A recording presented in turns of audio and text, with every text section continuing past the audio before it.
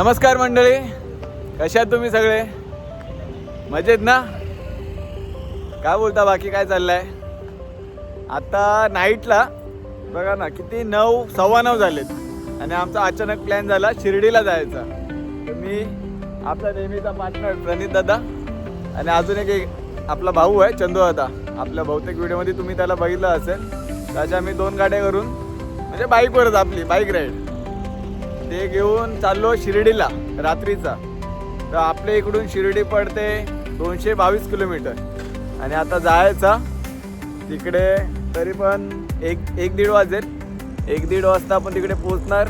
थोडासा आराम करायचा. कुठे? घरात नाही, बाहेर आराम करायचा आणि मग सकाळची काकड आरती करूया. तर मगापासून व्हिडिओ का नाही बनवली, कारण की ते मोठं ब्लॉग नाही बनवू शकत मी, कारण की मी कॅमेरा नाही आणला. तर जे काय आपले शूट आधीमध्ये जिथे थांबू तिथे तुम्हाला मोबाईलवर असे व्हिडिओ काढेल तेव्हा बघा. आणि चला भेटू आपण आता डायरेक्ट शिर्डीला. जिथे मध्ये कुठे थांबेल तिथला आपला शॉट तुम्हाला दाखवतो. तुम्ही व्हिडिओ शेवटपर्यंत नक्की बघा. तुम्हाला साईबाबाचं दर्शन आणि तिकडची आजूबाजूची माहिती हे नक्की देतो. साईबाबाचं दर्शन आवडला तर व्हिडिओला लाईक पण करा आणि कमेंट करायला विसरू नका. चला तर डायरेक्ट शिर्डीला भेटूया. अथांग प्रयत्नाच्या नंतरला आता पोचलो इगतपुरी. म्हणजे मगाशी आपण थांबलेलो आसनगावला. आसनगाववरून डायरेक्ट इगतपुरी. आता चहा प्यायची, जेवायचं अजून बाकी आहे. बघा ना, आता 10:30 झालेत. चहा प्यायची. चहा मी नाही पिणार, आपले भाऊ पिणार आहेत. आता इथे चहा करायची आणि नंतर जेवणासाठी आता पुढे बघूया. आत्ताशी 100 किलोमीटर झालं आहे, अजून 122 किलोमीटर बाकी आहे. यायला चालवायचे, फक्त गाडीत चालवायचे. हे फक्त फुकटच्या मागे बसायला.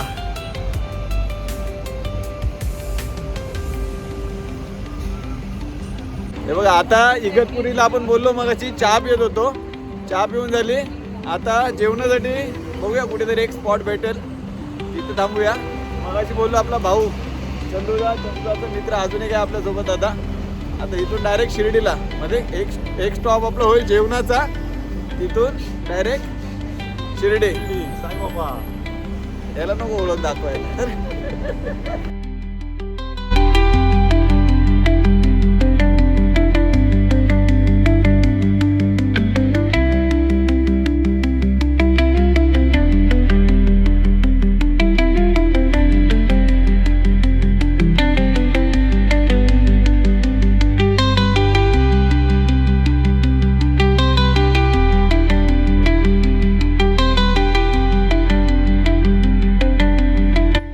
फायनली शिर्डीमध्ये पोचलो. 3 वाजले. जरा थांबलो वगैरे, चहा वगैरे घेतला, जेवलो, म्हणून लेट झाला. 3 वाजले. आता आराम करायला इकडे रूम घेतले. आता झोपूया मस्त.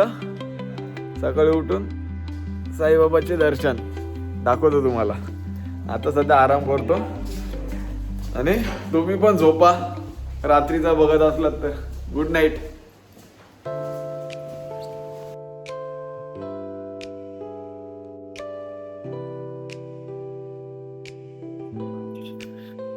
Good morning. चला आता आंघोळ करू आणि बाबाच्या दर्शनाला जाऊया. मस्त झोप झाले, फ्रेश वाटलं. आता आंघोळ करूया, दर्शनाला जायचं. आतुरता फक्त आता बाबांच्या दर्शनाची. हो चंदू आता कुठं भाऊ? चला जायचं ना. डोळे सुधीर बघा. नाही पण झोपलो ते आपल्याला बरा झाला ना. जरा 4 तास चालून बाईक. 4 तास कुठे भाई, आपण पोचलो किती लेट. 3 वाजले. माझं स्टॉप घेत. चला आंघोळीला जातो, नंतर चालू करतो परत. तर आता रूम मधून निघालो, चाललो बाबांच्या दर्शनाला.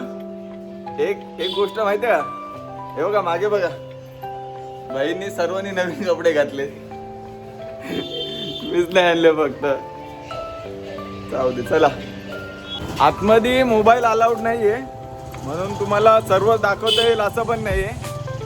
जेवढं दाखवायचा प्रयत्न म्हणजे जेवढा दाखवता येईल तेवढं आपण बघू.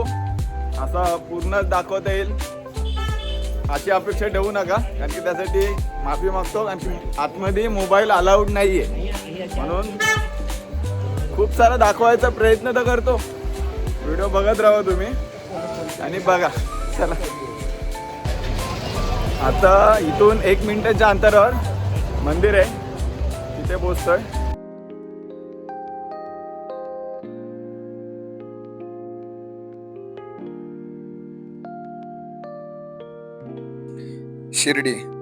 शिर्डी बोललो तर साईबाबा हे आपल्याला प्रत्येकालाच माहित आहे. साईबाबा यांचा जन्म सुमारे 1838 ते 1842 या काळात झाला असे मानले जाते, पण नेमकी तारीख निश्चित नाही.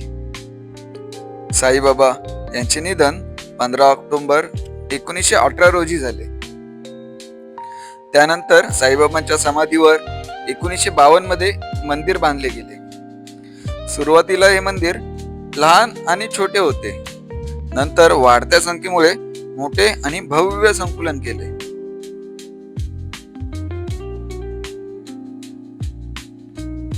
आतमध्ये मोबाईल अलाउड नाहीये, बाहेरूनच फक्त बघून घ्या.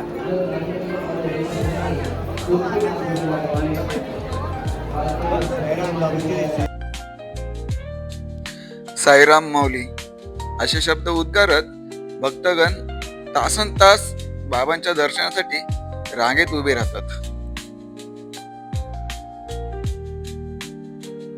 बाबांचे दर्शन होताच मनातील ओझे आपोआप हलके झाल्यासारखे वाटते.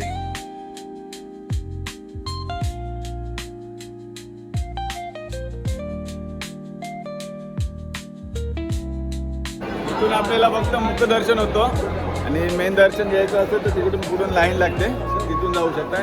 इथे आलात तर 3 नंबर गेट आहे ते, इथे आपल्याला फक्त मुख्य दर्शन होईल. जय साईराम.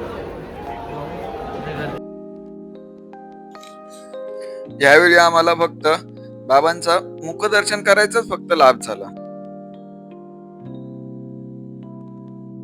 हे पाहू शकताय बघा, हे मंदिर, मंदिराची मागची साईड आणि इकडे आपल्याला दक्षिणमुखी हनुमान मंदिर हे बघा इकडे. तर आता आपण इकडे जाऊ, दर्शन घेऊ.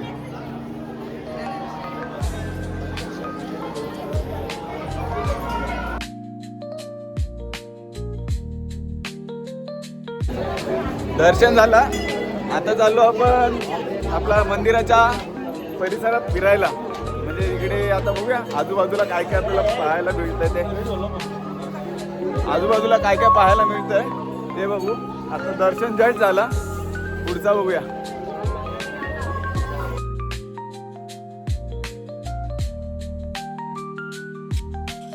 साईबाबांच्या प्रसादाचे लाडू फार प्रसिद्ध आहेत हे आपल्याला माहित आहे, पण तुम्हाला कदाचित माहित नसेल की हे लाडू मंदिरातल्याच खास भट्टीत बनवले जातात.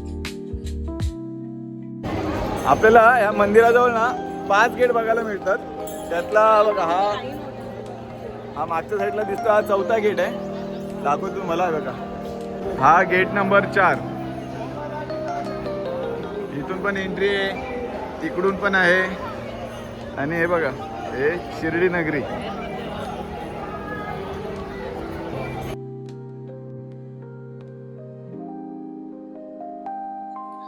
साईबाबा यांनी गरीब आणि गरजू लोकांची मदत केली. भक्तांसाठी त्यांनी अन्न, आश्रय आणि ज्ञान याची सोय केली. लेंडीबाग हे त्यांचे विश्रांतीचे स्थान होते. श्रद्धा आणि सबुरी ही त्यांची मुख्य शिकवण होती. देवावर विश्वास ठेवा, कोणत्याही परिस्थितीत श्रद्धा सोडू नका, असे साईबाबा नेहमी म्हणत. द्वारकामाई अतिशय पवित्र ठिकाण आणि येथेच साईबाबा अनेक वर्ष राहिले.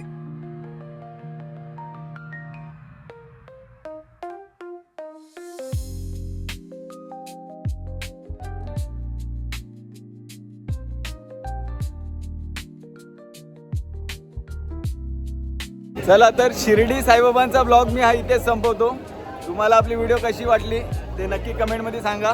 आवडली तर लाईक करा, शेअर करा आणि आपल्या चॅनलवर नवीन असाल तर सबस्क्राईब करायला विसरू नका. तुम्ही तुमचा किमती वेळ आपली व्हिडिओ बघायला दिली ना त्याबद्दल मनापासून धन्यवाद बोलतो. आता पुढचा ब्लॉग भेटेल लगेच तुम्हाला. गोंदेश्वर मंदिर शंकराचं मंदिर आहे तिकडे चाललो आहे शिर्डीवरूनच.